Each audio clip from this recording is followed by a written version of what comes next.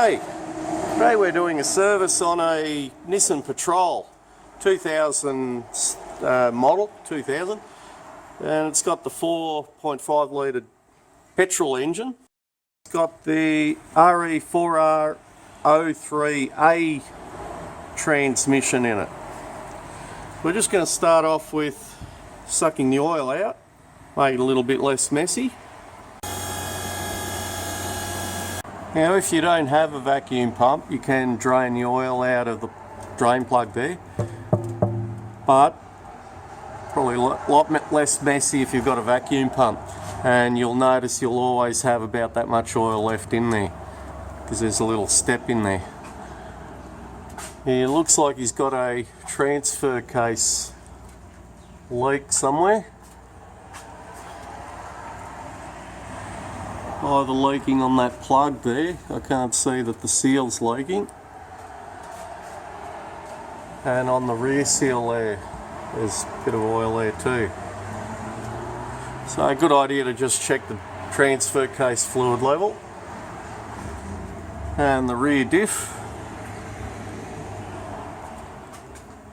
and the front diff, as well as the universal joints.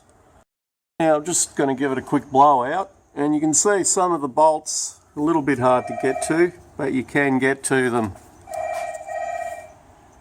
and they're 10mm. Left two bolts either side of the pan, and you can see it's just dropped down, and you don't have to remove the cross member or anything. The nice people at Nissan have made little indents there in the pan so you can actually get access to the bolts on these. Transmissions have a solenoid block. You can see there's one solenoid here and the rest's on top, so you've got to remove the valve body to get access to it. Now we can see the inside of the pan, there's a magnet there, and I'll just show you why it's important to actually remove the pan when you're doing the service on these. One is to clean the magnet. Once that becomes covered in all that fine metal, consistency of grease, that magnet won't work anymore, so that fine metal will get attracted to your solenoids. And another reason is you can see the drain plug is up on top of that little step there, so you're always going to have probably about a centimetre depth of oil there, and all these little channels here, they're designed to sort of catch any debris that's sort of floating or circulating through that transmission as well. So it's important to clean the pan, clean the magnet, and replace the filter instead of just draining the oil out.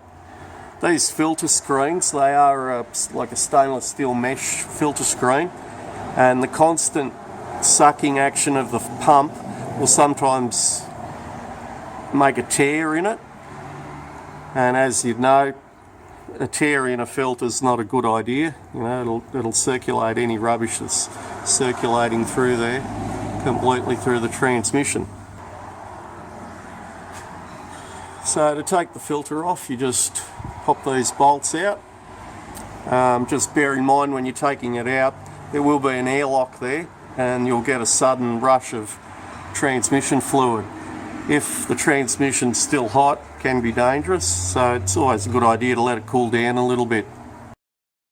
Now the filters on these, you can see there's a short little snorkel there, and we need the one with the deep snorkel.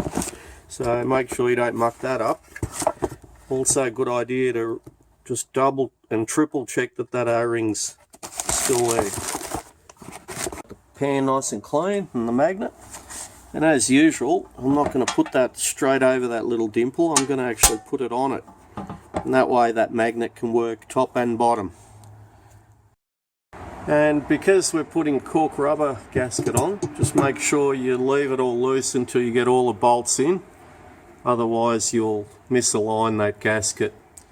And I'm just on the Tritech website, and we're going to use the Dextron 3 fluid. You can either use the Dextron 3, which is a base quality oil, or you can use the full synthetic. When you're filling these, we always like to use a hose so you don't get an airlock in the filler tube when you're filling it. And we're using the Dextron 3, and it'll take about 12 litres. We check the oil level with the motor running and at operating temperature. Thank you for watching.